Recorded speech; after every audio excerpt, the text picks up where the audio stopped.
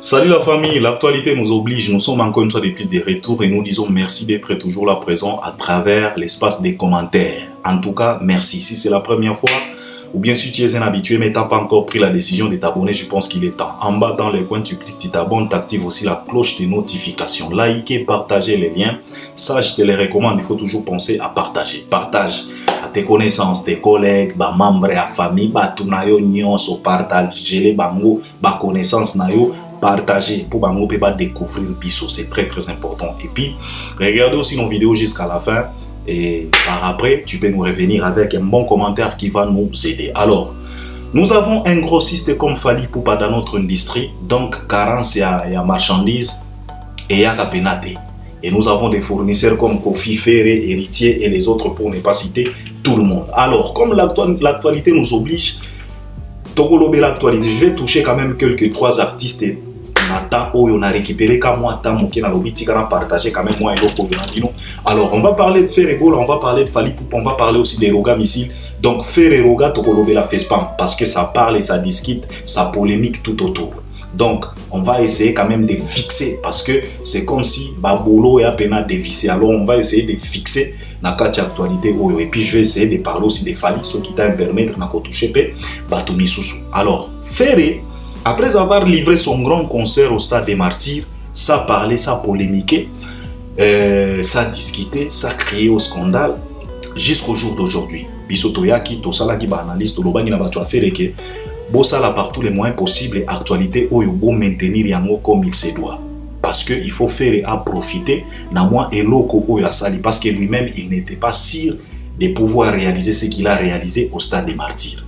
Parce que même à travers audio nae, yomoko sentir que yemoko reconnaître que c'est grâce à Nzambe qu'il a fait ce qu'il a fait. Et ça la photo moko ya faire bakanga qui est photo azana a telemi na podium. Photo wana soko tali yango faire azota la boy public. Donc soko tali photo wana ezo illustré doute oyo artiste azalaki nango. Donc il n'était pas sûr ya ko réaliser ou ya réaliser ki wana. Alors tolobaki na bato affaire faites par tous les moyens possibles. Actualité au Stade des Martyrs, bon maintenir yango, bon s'appuyer sur yango pour na décollage encore une fois de plus ya Ferregola. Parce que Ferregola qui tellement ya kolala, il a traversé quand même des moments tellement compliqués, des moments difficiles, de façon que lui-même l'artiste, il a avoué à plusieurs reprises à travers ses sorties médiatiques en disant que non, en tout cas, je traverse des moments tellement difficile quand il était encore en Europe. Et quand il est venu avant son concert au Stade des Martyrs, il a été clair à travers conférence de presse, il a bien dit, je traverse quand même des moments difficiles, là où il a chanté Mayday, na maman présidente, Denise Nyakero. Ferré a chanté Mayday, cri d'alarme, cri de détresse, que maman Denise passe. Alors, après moi réussi tout à Stade des Martyrs, to senga ki na batunaye, bo sala par tous les moyens possibles parce que loko ya sali et koki ko benda quelques mouvements tout autour. Et évidemment, après son concert au Stade des Martyrs, on a constaté quelques mouvements tout autour ya artiste oyo. Soit ka moi contrat, soit ka moi production, soit boy jusqu'à ce que FESPAM bandimi ko bengaye et puis batie na tête d'affiche. Et puis FESPAM, ça faisait quand même plusieurs années que FESPAM et Banda Kozala li sous-souté. Mais FESPAM est songi. Alors ils ont choisi Ferregola et Roga Missile pour redémarrer encore une fois de plus festival où on a combo il y a FESPAM. Alors Ferregola qui n'a tête d'affiche et puis Roga Missile. Mais les problèmes avec cet artiste, avant-hier j'ai discuté avec un mec. Je lui ai dit que mec, j'ai comme l'impression, c'est lui qui a sélectionné les fanatiques de Ferregola. Cet homme, il est tellement fort. Il m'a posé la question de savoir pourquoi tu dis ça Albert. Je lui ai dit c'est parce que les fanatiques de Ferregola, ils sont les mêmes et ils se ressemblent. Ils ont les mêmes qualités, les mêmes façons de voir les choses, les mêmes façons de juger, les mêmes façons de polémiquer et ils sont experts. Na mensonge, na kofinga, na manque. Donc, un fanatique, donc un Gaulois, qu'il soit blanc, qu'il soit asiatique, qu'il soit américain, qu'il soit africain, qu'il soit Motoya Océanie, baza ndenge moko. Il suffit azala tout simplement Gaulois. Réaction ndenge moko. Façon ya komona makambo. Donc il n'y a pas la différence. Azala Gaulois ya mobali, azala ya mwasi. Donc baza ndenge moko. Azala mwana, azala mokolo. Il suffit tout simplement azala Gaulois. Baza pena ndenge moko. Il n'y a pas la différence. Ce qui te compare bango na ba fanatique ya collègue na Fally Ipupa. Parce que les warriors c'est diffère. Ba warrior baza soki na 3 catégories à ba warrior. Il y a de ces warriors qui ressemblent textuellement aux Gaulois. Il y a de ces warriors oyo bazalaka na moi quelques réserves. Et il y a de ces warriors oyo pena bazalaka averti. Oyo bazawana pona ko consommer Fally Ipupa. Et je pense que ces warriors-là, bangonde ba créer slogan à bango akoloba que non, en tout cas, nous c'est Fally ou rien. Donc, devise ezaka moko. Streamer notre artiste, acheter les produits de notre artiste, visualiser banzembo artiste nabiso et puis voter là où notre artiste est nominé. Ba warrior bazalaka diffère. Ba warrior bazalaka ndenge moko te. Na lobi na bino awa, un Gaulois camerounais, un Gaulois ivoirien, un Gaulois congolais, un Gaulois européen. Donc, il n'y a pas la différence. C'est la raison pour laquelle moi je me suis dit que celui qui a fait la sélection, ou a sélectionné Gaulois, a tellement fort. Parce que je me pose la question de savoir n'enge a repéré Kabango. Parce que un Gaulois à Brazza, aza différent na Gaulois à Kisasa. Donc, n'enge moko. Et c'est tellement triste. Parce que les warriors se diffèrent. C'est la raison pour laquelle il y a certains warriors au Bazalaga Logola Bagolois, Bazalagawana, pour ko polémiquer, ko finir, ko discuter, ko distraire Bagolois. Mais, warrior ivoirien, il y a zo consommé, warrior camerounais, il y a zo consommé, warrior togolais, burkinabé, tanzanien, kenyan, bo bango bazo consommé. Ba warrior au bazana Europe, bango bazo somba ba billet, ya Paris la Défense Arena. Ba au bazana Europe anglophone kuna ba somba ba billet, ya Ovo. Donc tu vois que les warriors se partagent. Les warriors ne sont pas les mêmes, ils sont différents. Mais contrairement à Naba fanatique à faire, et ils sont les mêmes. Je te dis ici, ata soko zui warrior chinois. Okomo nazaka ndenge moko na warrior congolais. Il n'y a pas la différence. Et ce qui fait défaut chez cet artiste. Alors, après avoir Kosala Makamboa Salaki na Stade des Martyrs, Ferré devrait aller se produire na FESPAM. Tête d'affiche, lui et Roga. Parce que Rogatien, Yepe Aoutaki Kosala, carton plein na Brazza. Alors FESPAM et Tali et Monique, Rogatien, Ferré, en tout cas, les artistes Mibale Oyo, Baouchi Kosala quand même Makambo récemment, ils ont parvenu à drainer quand même foule moko tellement importante. Na ba événement na bango. Alors, comme FESPAM, ça faisait plusieurs années, et Banda Kosala Mali sous comme Tolingi to redémarrer en alors il faut tous na ba artistes Oyo, bazana capacité à drainer foule moko tellement importante. Ils ont choisi Roga, Ferrego la tête d'affiche. Il y a aussi Sidiki Diabaté et d'autres artistes. Alors, Batu ya Ferré, yango nazo tuna Batu ya Ferré, bandeko. Bo sala par tous les moyens possibles, bo éviter guerre oyo, bozo linga bo créer entre Ferré et Rogatien. Cette guerre-là est qu'au servir bino na elogo mogote. Cette guerre-là ne va pas vous aider. Eza guerre moko prématurée. Eza guerre moko eza na sens te. Et ça ne sert à rien. Yakolinga toujours ko créer guerre. Pourquoi je dis ça? C'est parce que ça se voit à l'EIN. Il y a un ça ne va pas entre Ferré et Roga.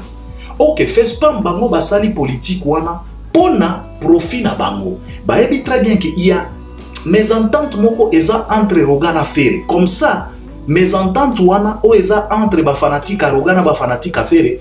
FESPAM e banda ko kanisa keno e ko profiter nango parce que ba fanatique ya Roga ba kolinga baya ko prouver ba fanatique Ferré na stade Masamba et puis ba fanatique Ferré ba kolinga baya ko prouver ba fanatique Roga na ta Masamba nzoka nde FESPAM et calculer ma bé.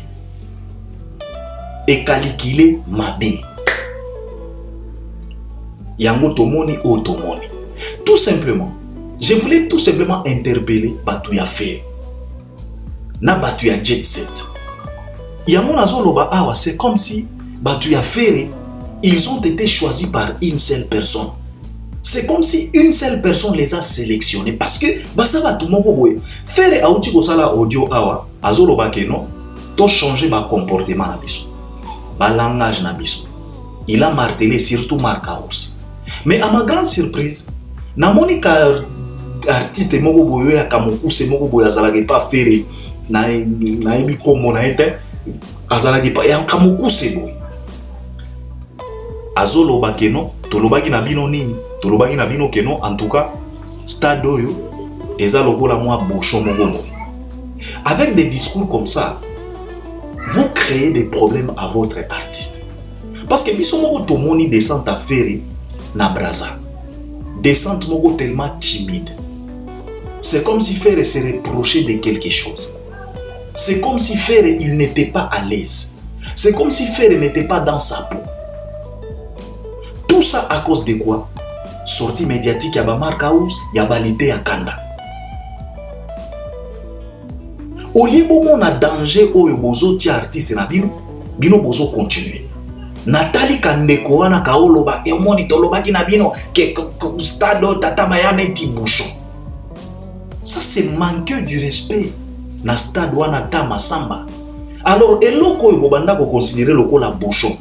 Tala siko réalité oyo biso tomoni. Alors, pour artiste batia une tête d'affiche, ezalaka politique moko. Pour drainer une foule tellement importante pour un événement et simba. Mais ezala rogatien, ezala feregola, bazaba incapable ya ko drainer foule moko importante pour une ouverture ou bien redémarrage ya fait spam.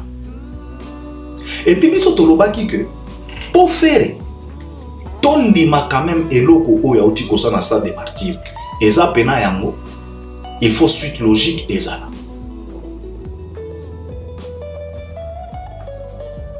Omoni pour faire tondima oyo auti kosa na stade des martyrs, il faut suite logique ezala. Mais à ma grande surprise, na oyo salaki na stade des martyrs, na oyo tozomona par après, ça n'a rien à voir. C'est le jour et la nuit. Ça ne concorde pas. Parce que ce qui tolobi Fally Ndekonaye, Fally a justifié sa notoriété et il a justifié sa réussite au stade des martyrs après stade des martyrs. Comment il a justifié ça? Il a justifié sa force, sa notoriété et le succès qu'il a. Comment? C'est parce que après stade des martyrs, celui-ci, il s'est produit encore une fois de plus à Kinshasa. Des concerts VIP. Un concert à $300, deuxième concert à $500. Et c'était sold out jusqu'à ce que certains ou bien certaines fanatiques, ils ont acheté leurs billets à $700. Et après des concerts wana, Nakisasa, Fally a traversé pour confirmer encore une fois de plus sa notoriété dans Massamba Débat. Parce que Stade des Martyrs c'était payant, Massamba Débat c'était payant. Nous tous on a vu la sécurité qui était mise en disponibilité pour na Fally Ipupa.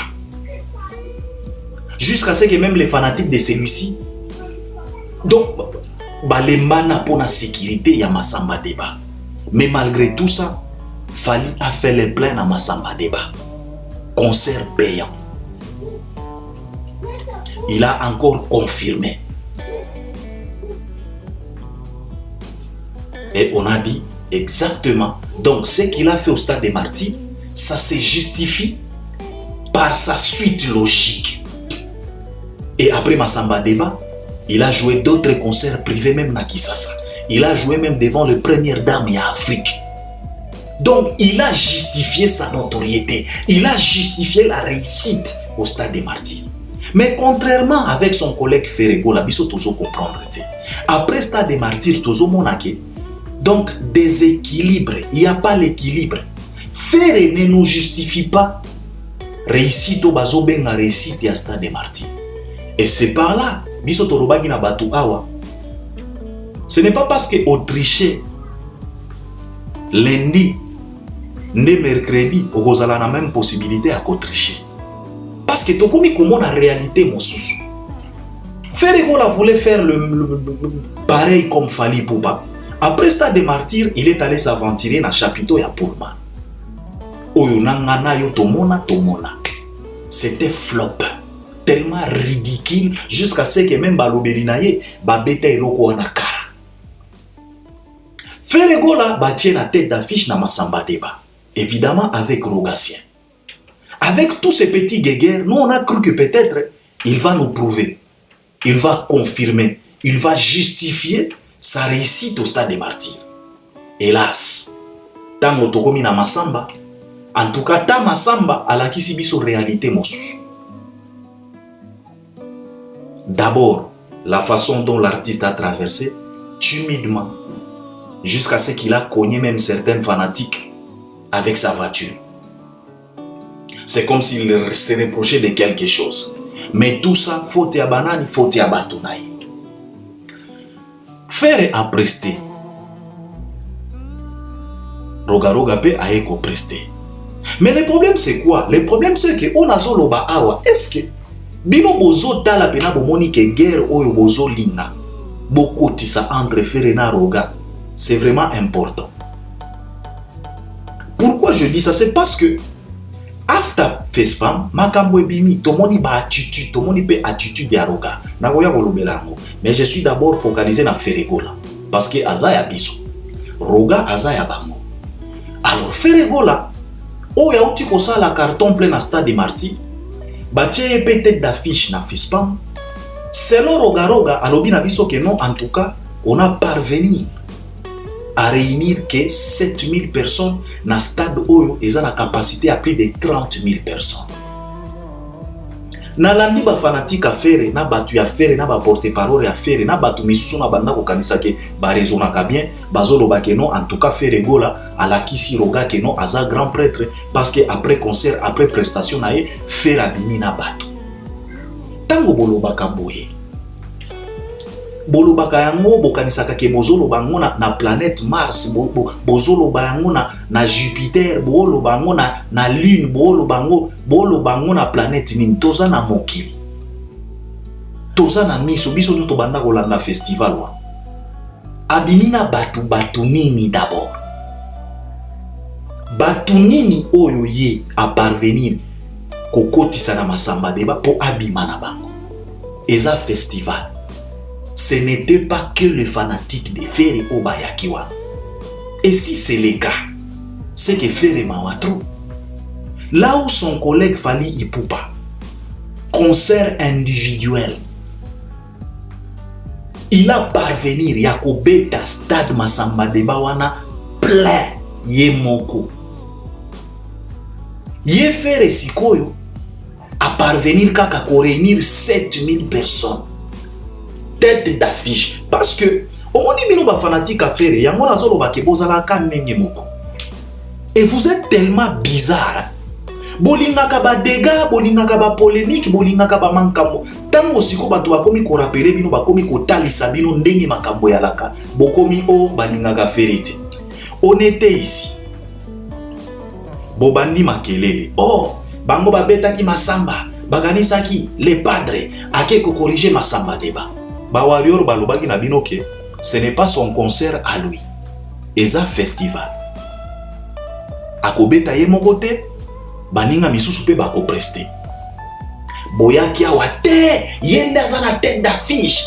Donc vous avez minimisé tout le monde qui était programmé pour élever votre artiste. C'est bien d'élever votre artiste. Sikoyo, bo asimaka pe tango bato bakomi kotalisa bino ba réalité.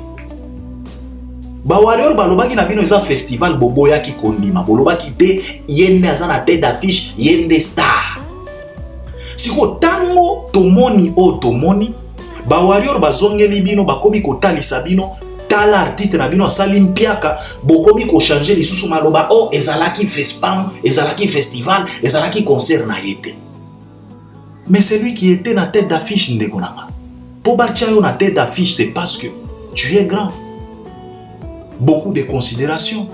C'est parce que les gens sont conscients que tu es capable de drainer une foule très importante.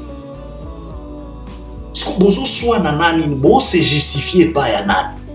Balobaki na bino keza festival boboyaki kondima. Boboyaki koyoka. Boyaki awa o yende mutu aza na tête d'affiche bandimeli bino. Siko mutu o yazalaki na tête d'affiche star ya Fespam. C'était Feregola selon vous. Siko yo biloko star na bino asaleli biso.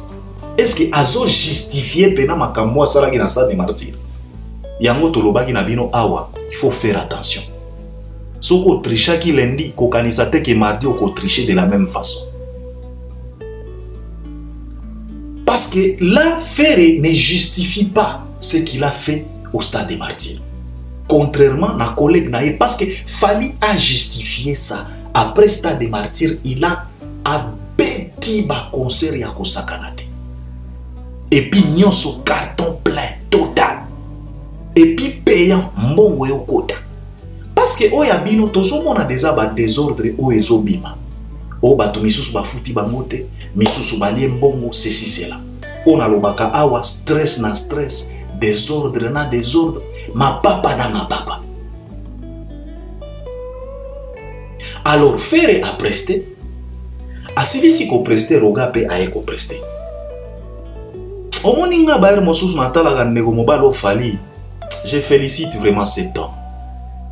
Fala lenda. Fala za pena mobali ouvre son stimo mobali. Omoni bino ba fanatique à Ferré. Bo aider artiste na bino. Ne cherchez pas à créer des problèmes là où il n'y a pas. Ça ne vaut pas la peine. Tala nenge Ferré beti Fespam on dirait moyibi moko boy. Ndenge ka yaki, ndenge ka tuti batu, ndenge ka matina podium, ndenge ka beti, ndenge ka bini, qui ça. Donc on dirait moyibi moko boye. Donc bande konanga. Tout ça à cause de vous. Vous lui créez toujours des problèmes. On vous répète souvent ici. Cet artiste mérite mieux que ce qu'on est en train de voir. Cet artiste mérite mieux que ce que vous lui présentez toujours. Alors, Rogatien, Yepe Komata, a eu micro, à lobby. Et c'est là où je félicite Fali Poupa. Parce que Fali ne craque pas facilement. Falaza pena un mental d'acier, au vrai sens du mot mental d'acier. Parce que le mec ne craque pas facilement. Contrairement à nos artistes Misusu, nos artistes craquent facilement. Il suffit tout simplement de perturber et moi moquer. À perdre. Donc maîtrise de soi, chaos, donc à perdre conscience. Yango na moni paroka. Et je condamne fort cette attitude-là, comportement au Roga a affiché na podium. Je voulais tout simplement te dire notre Rogatien, extra musique. Pourquoi t'as dit ce que t'as dit? Oh, biso tosala qui concerne biso payant. Tosala qui plus de 60 d'ailleurs ozo kosa Roga osala qui plus de 60 personnes te. Pona nini bino bolingaka toujours kokosa na facilité.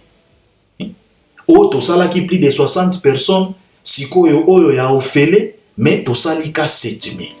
Sikoyo Roga, tu t'adresses à qui? Tu te lamentes chez qui? Tu condamnes qui? Tu pointes du doigt chez qui et à qui? Et qui?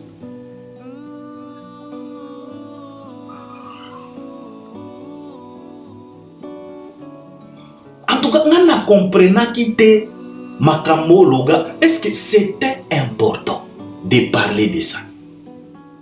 Et tout ça, ça va avec ba guerre oyo et ça entre yo na faire. Roga, ça ne vaut pas la peine de créer des guerres.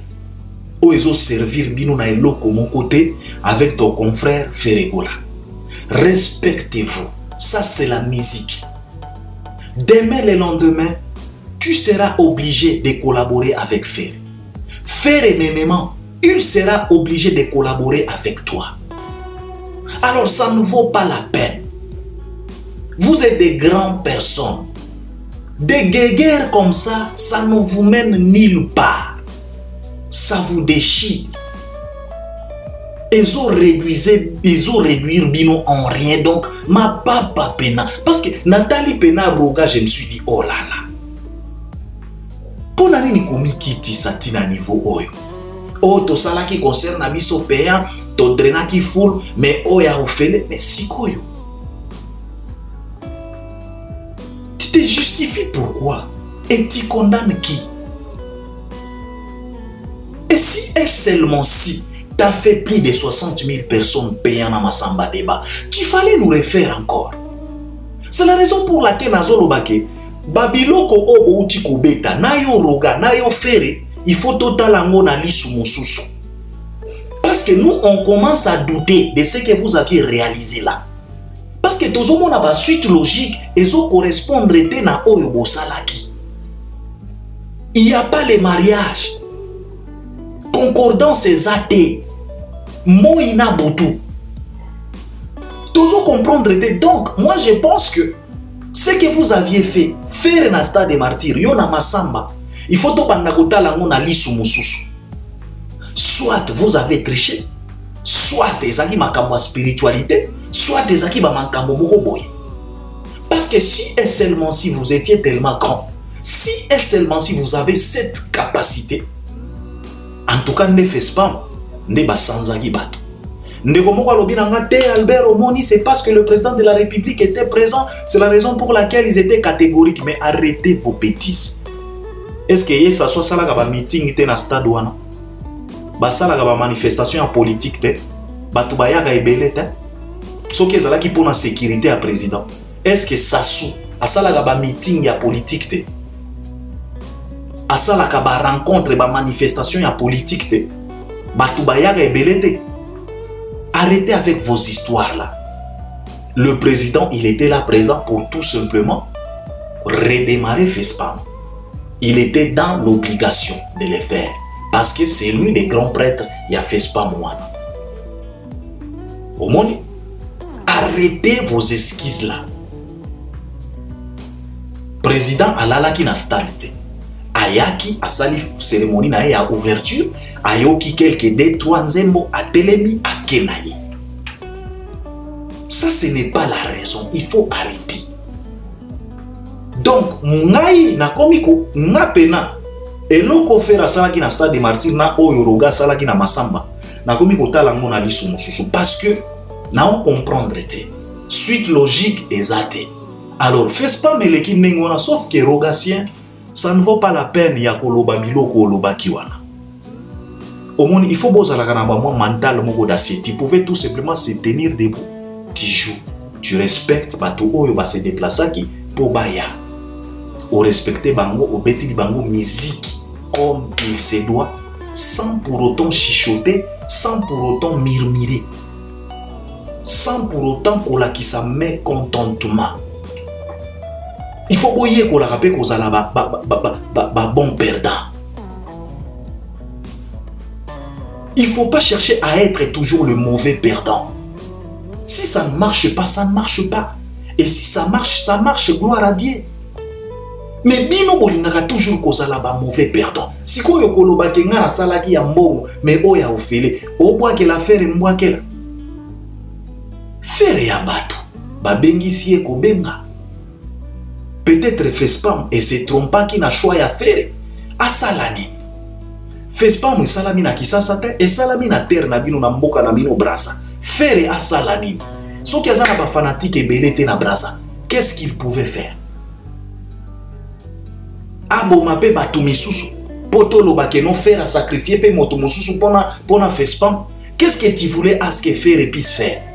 Oyo faire la kisibiso yango wana capacité na ye na brasa. Oyo pour la kisibiso na Massamba débat c'est que yango na capacité na yo. Alors arrêtez de pointer du doigt. Arrêtez de te lamenter. Ça ne vaut pas la peine. Tu pouvais tout simplement jouer ton concert. Tu pouvais tout simplement prester tes 30 combien minutes qu'on t'a donné. Tu prestes et puis tu descends, tu pars. Et puis, tu clôturer ma cambo, on passe à autre chose. Maintenant, regarde. Toujours des polémiques. Créer toujours des zizanies. Des malentendus, des mécontentes, des mésententes. Ça vous mène où? Ça vous aide en quoi? Est-ce que ça va vous donner des contrats au moins? Roga, kola ndegonanga. Parce que bino ko sagitaka pamba pamba. Parce que na mona ki yo même temps ozo sala spot na yo o publicité o sala ki wana pona koloba na bande gona braza ke yo poko beta masamba. Donc beaucoup d'agitation. Pourquoi vous êtes comme ça? Vous allez rappeler un mental d'acier. Vous fréquentez Fally Ipupa, non? Vous allez payer Nengazalaka. Mental d'acier. À cogner, il passe à autre chose. Yo, yo, fini tongo midi pourquoi? Ye azana makamomo susu déjà. Alors je pense que Guéguerre o elingi eya entre Ferina Roga, ça ne vaut pas la peine. Ba fanatique à faire botianase, ba fanatique à Roga botianase. Ça ne va pas vous aider. Cette division-là, ezo eko servir bino na eloko mon côté. Oyo bo sali na fespa mu yangoana, on accepte. Il faut assumer. On passe à autre chose. Bino bagolwa bo kanga ba mino kona bino. Ne cherchez pas à vous justifier. Ça n'a pas marché. Fespam, ça faisait plus de 7 ans. Ce qui 7 ans, si je ne dis pas des bêtises, et banda gozalate. Alors, na ko démarrer, na ngo bo démarrer ngo lolenge wana. Mais vous êtes là pour se justifier, monoko mbanga. Fermez vos gueules. Il est temps de fermer vos gueules et passer à autre chose. Faire la beti roga 12 wapi. Abimina batu nini. Bona ki sape ba vidéo totala ndenge fera zobi ma batu bazolandai totalat. Bino ka biloba loba abimina batu nini. Ayaki na batu nini. Akotisa ki batu nini. Combien de personnes ango bazalaki na stade wana? Stade à 30 000, bokotisi soki 7 000. Et puis bato bayaki wana, il y avait aussi les fanatiques de Roga. Il y avait aussi les fanatiques ya batu misusu. Même les fanatiques de Sidiki Diabaté. Siko ye fere. Azalaki na combien de fanatiques? Pobolo banabiso awake fere abeti Roga. Quel 12. Il faut arrêter vos bêtises là. On n'a pas besoin de ça. Cherchez pas à rendre toujours de mauvais services à cet artiste. Il mérite quand même mieux. Asa a besoin de kimia. Il traverse des moments tellement compliqués. Batouba Bandaki déjà bossant lui moi confiance. Il y avait quelques mouvements tout autour de cet artiste. Alors arrêtez. Arrêtez de lui compliquer la tâche. Lui-même, à Salaki Audio, Azo Senga Nabino, to changer façon Nabiso à Yabosala Makam. To changer façon Nabiso à Mona Makam. Mais boson de makakate, boson comprendre toujours des désordres. Nakamwa mokuse moko boye oh tolobaki stade wana et j'ai encore la bouche. Toi tu minimises ma samba. Est-ce que ton artiste Ferego là il peut jouer seul na masamba? Ta masamba ya mwana et la kisibino face vrai face nango ta masamba et la kisibino pena vrai face nango basaka na stade wana te ya lokola martyr te wana ya ta masamba. Il y a tellement différents à martyr. Alors je pense qu'il est temps, Bino Bagolo, Bokanga na Bino. Un peu du respect. Ne cherchez pas toujours des guéguerres partout. Bino Bozalaga Nengeni. Oh.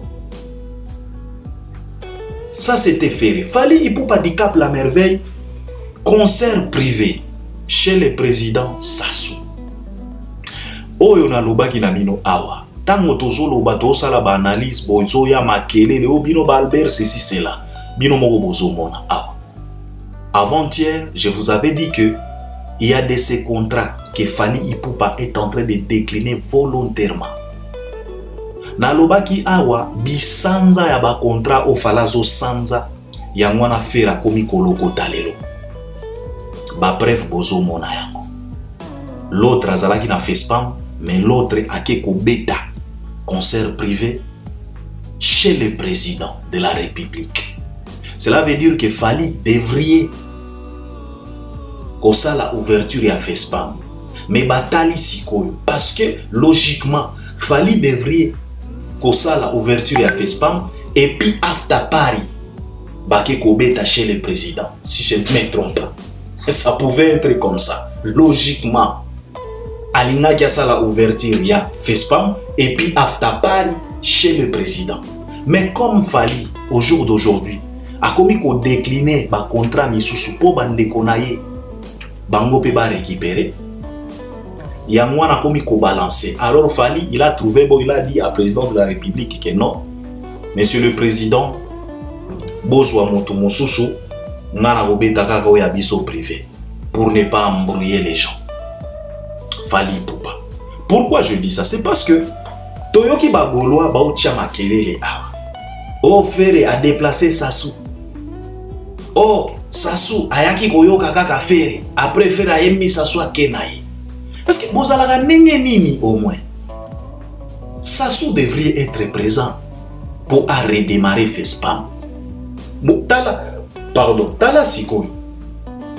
Tala siko tango ba warrior bakoya po babanda ko tali sabino e kokoma lisusu o bozo combattre Ferre o bino nde bo bandaka.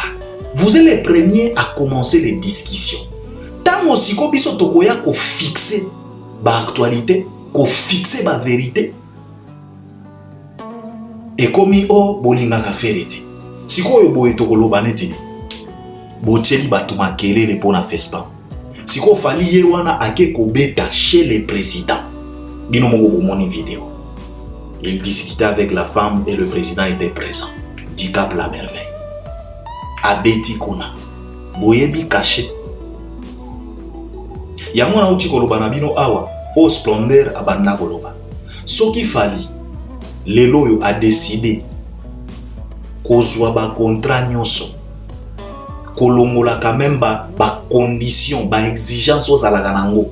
Soki lelo Fally na Congo alobi que non, en tout cas mutu oyo azana 5 balles, azana 6 balles, azana 4 balles, azana 1000 balles, en tout cas abenganga na koya kobeta. Je pense que bartiste misusu bakotika musique. Parce que ça serait compliqué pour un artiste de décrocher un contrat. Ona lobaki na bino awa bisanza o fala komi ko sanza bartiste misusu bakomi ko logotango, bakomi ko profiter. Asanzi FESPAM Fera kekuna. Asanzi contrat boy wera kekuna. Asanzi boy kingani ba memi. Bino ozo mona réalité. Et puis par après bolingi toujours ba rivalité. Bolingi toujours ko comparer Fally na Ferre, Fally na kingani. Papa, il faut arrêter vos histoires. Bino moko bomoni sikoyo. Makelelo bandeko tia awa. Oh Sassou azalaki sikoyo Fally il a joué devant Sassou, chez Sassou. Concert privé chez Sassou. Donc Sassou ayaki kaka vite fait pour la redémarrer FESPAM et puis abimi concert, abimi FESPAM bam pour akende ko savourer sikoyo la bonne musique. Tout ça c'est à cause de quoi? Oyo tolobaka awa, l'image de l'artiste, la notoriété, la musique, les efforts, la discipline, le travail et surtout son image. Ça compte beaucoup. Ça compte beaucoup. Est-ce que bino boyoka ba warrior ya braza ba osala ba geger na rogaro? Pour dire que yo roga ozeli kaka fala beta poyo poya ko beta. Est-ce que boyoka ki ata mwa nungu que non en tout cas na braza kuna ba warrior ya braza ba osala ba guerre na ba fanatique roga? Jamais de la vie. Jamais de la vie.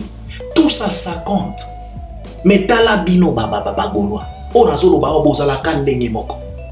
Concert kozala na braza, bino bozala concert na bino na Kisasa mais bokomi ko finga batu ya braza. Juste à cause il y a une date. Est-ce que Nzambe a créé les 24 tout simplement pour vous?